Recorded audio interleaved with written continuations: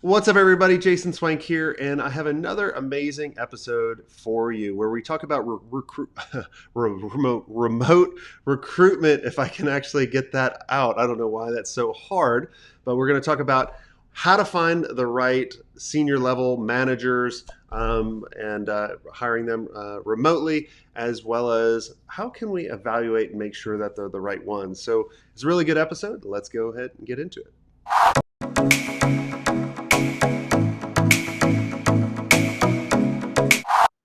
Hey, Anna, welcome to the show. Thanks so much for having me, Jason. It's a pleasure to be here. Yeah, I'm excited. I almost wasn't able to say that remote recruitment. I don't know why it's such a tongue twister this morning for me. But for the people that don't know who you are, tell us who you are and what do you do? Yeah, absolutely. So my name's Anna Sherbina. Actually originally from Ukraine, and I help online businesses all over the world help them hire remote staff internationally. It's been an incredible journey and experience to work with companies that have all kinds of needs. And I believe, as you mentioned, we do focus on managerial and leadership positions, but we've always get some fun roles and fun requirements. So it's kind of the new age of headhunting, so to speak. At times, that's what it really comes down to. Awesome. Well, let's go ahead and dive into it. Let's talk about where can we find these people, right? So, I'm an agency owner. I'm looking to get some more help so I don't have to make all the decisions. I'm maxed out at managing these people. I want to build my team up. I think a lot of times people just default to going to LinkedIn or Craigslist or wherever. So, what is your recommendation for people listening of how can they find some of these amazing talents? Yeah, absolutely. I do think that a lot of people, when they're transitioning, especially into hiring remote staff, that's where the challenge comes in because they still go back to the old, websites. As you mentioned, LinkedIn is very popular, Craigslist, things like that. And it just doesn't work for remote staff. If you want people who know what they're doing and really have the right skills and abilities and understanding of the remote space, they're not going to be there. I mean, you can find amazing people on LinkedIn, don't get me wrong. But in terms of what we love to do, so Upwork is actually one that surprises everyone. I'll say this because a lot of the times people assume that Upwork is for projects, just for projects for short term. But actually, if someone's new to the platform, they haven't really realized how it works properly. And so you can find some incredible people who are just looking for that opportunity. And a lot of them are looking for more consistency. So Upwork is an amazing one.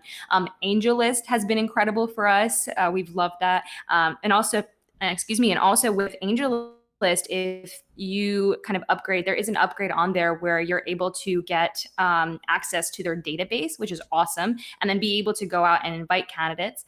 We use Indeed. It's actually been a lot better for remote hiring as well. Most recently, they've really done a lot of growth in that sense. So Indeed has been quite good. I'd say those are our top three, though we're constantly experimenting. So right now we're trying out dynamite jobs. We're trying out we work remotely. And I just say it's really good to experiment. I've heard great, like we work remotely is one that I've heard works wonders, but not for all positions. Those three that I mentioned is just, those have worked the best for us for the type of positions, like the managerial leadership type positions that we're normally hiring for.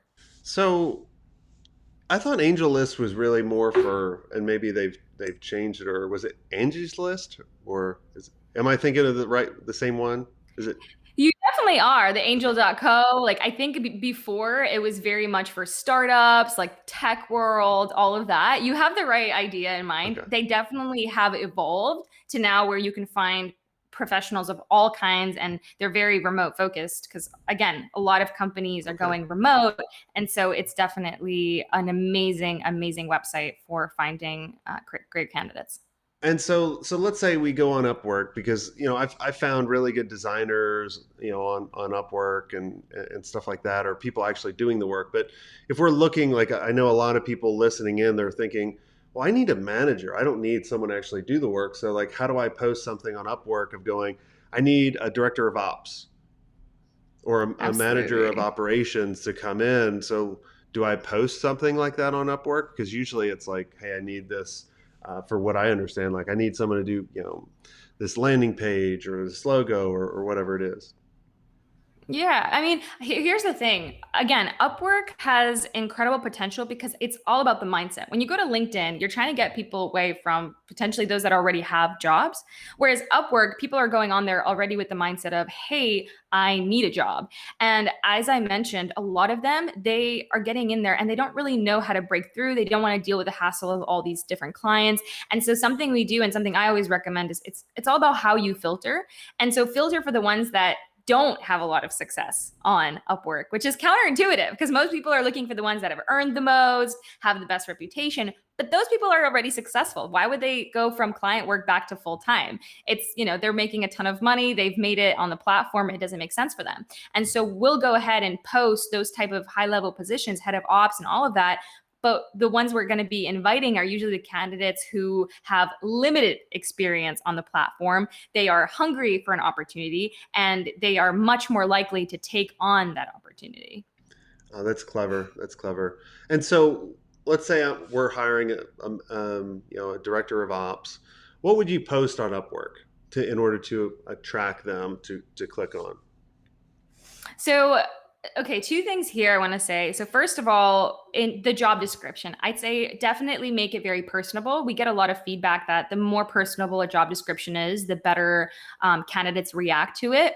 But I want to say that the trick that we have found really works isn't about just posting and waiting for candidates to apply. We actually go out and invite candidates because then we take control of the narrative, who's applying, the type of candidates, the quality, and also a lot of candidates are not checking every single day what's live. And so you're actually missing out on a ton of opportunity. So if you go out, and that's why we love AngelList and Upwork, you can actually invite those candidates to apply and get so much better results rather than waiting around and getting candidates who maybe have the wrong motivations or just not good quality candidates because they're applying because they need a job and they're just clicking on everything. Whereas when you're inviting, there's quality control there. So sometimes we even put a job post as private, and so people won't be able to actually apply unless we invite them. Oh, I like that. And so, when you go into the search on Upwork or AngelList, is there other than are you new and like like and it's actually a really good point of like I don't have much experience on the platform. They're new. What else are you looking for? Requirements. It always comes down to the requirements. And I'll be very honest, I think a lot of business owners don't take the time to truly understand who they need and what will make those people successful. When you have clear understanding of what success looks like, okay, I'm going to need someone who has at least 3 years of experience in operations. They have a background in recruitment. They have experience with running a SaaS business or being an operations specialist in SaaS. And if you're looking through applicants and applications, you'll be able to see those things. Mm. So figuring out your requirements of what success looks like and then really searching for those among the applications is going to make a huge difference. You know, yeah, I mean, I think a lot of us, and I've done this in the past, or I might be doing this right now. Who knows? I'm probably like, Right. thank you for beating me up because there's a lot of us that we probably go, we just need a marketing associate, but we Right. really haven't thought about, well, we would just want them, just a marketing associate. We'll just put them in, but really hasn't identified what success looks like for that marketing associate for and like what do Mm-hmm. they have to have. I think that's really very crucial that a lot of people actually skip over. All right, so now that we've come up with the requirements because we've done our homework, Mm-hmm. so you don't yell at us, Absolutely. we don't want you to yell at us. And then we've gotten creative using Upwork and AngelList and Indeed, and we're starting to invite people to Mm-hmm. apply, which I've never thought about. Like that's brilliant.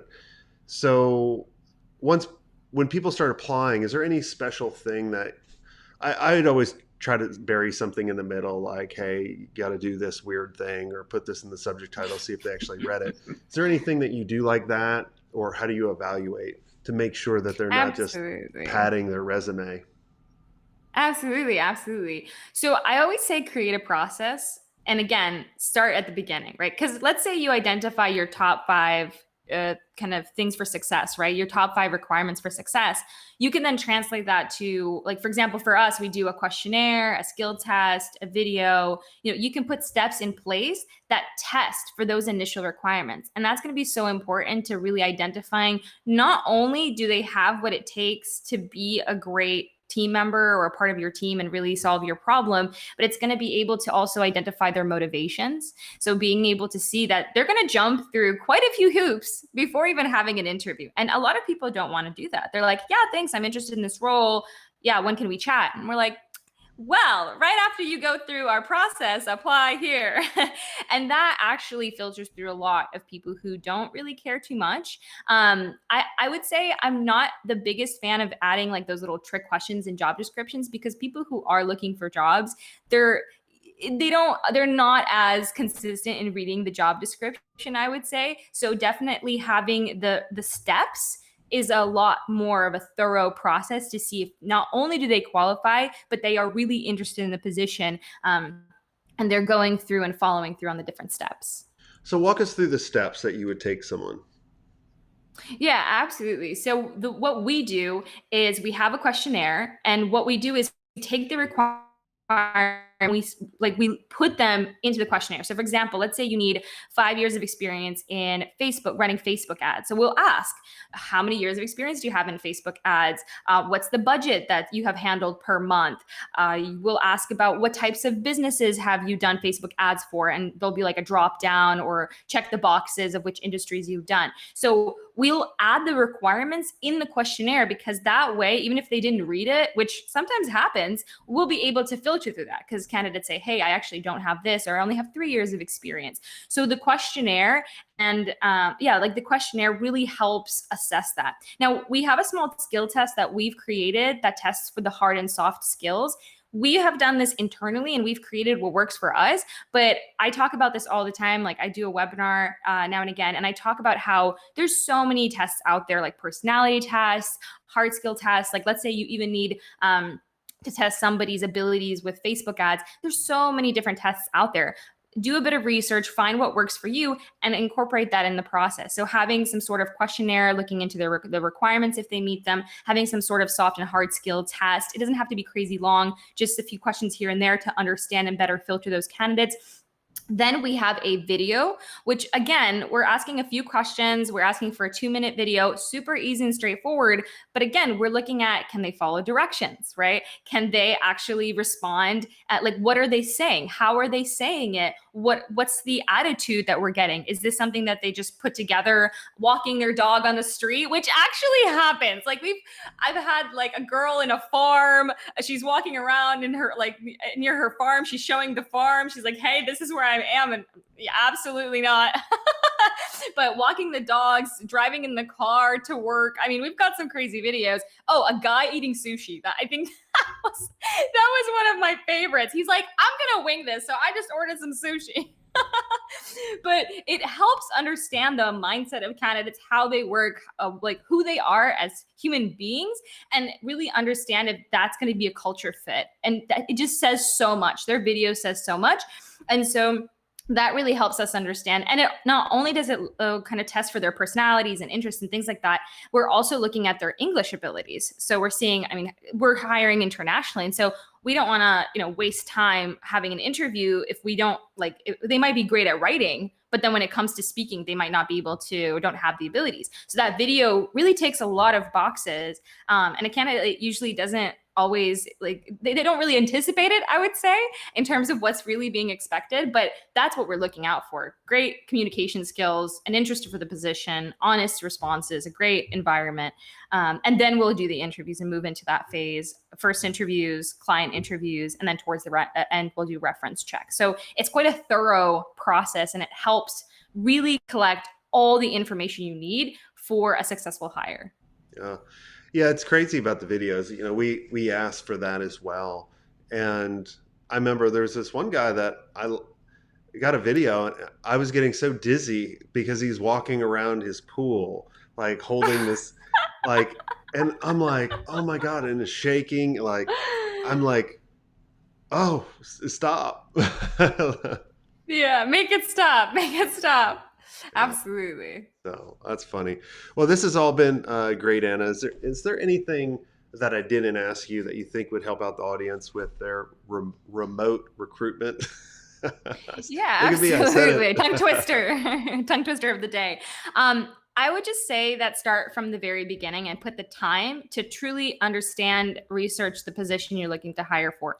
Don't hire for just a fire like that. And we do all have fires. I have fires. We all have fires in the business that we need to take care of. But don't hire for the fire. Okay, that's not. I got a rhyme in there. Don't hire for the fire. Hire for the long term. Sounds like a Hire Billy Joe right song. something. Yeah, so definitely take the time to understand who you're hiring for, what are the requirements, and what will they do once they have, taken care of that fire. What's that long-term plan? And when you have that, everything becomes so clear. So start from the beginning and invest your time from the very start to have a successful hire at the end. I love it. What's the website people can go and check you out? Absolutely. So it's letsremotivate.com. Awesome. Well, thanks so much for coming on the show. And if you guys enjoyed this episode, I want you guys to do something. Take a screenshot, go on Instagram and tag us and say, hey, I like the show, and then we'll give you a shout back. Also, if you guys want to be around other agency owners, we have an amazing Facebook community. It's free. It's totally free. Just go to jasonswank.com/insiders and request access into it. We ask a couple questions just to make sure you're an agency owner and you have a team. That's the requirement in order to get into there, so you can ask the relevant questions and protect the community. So go to jasonswank.com/insiders and you'll go to that page. And until next time, have a swank day.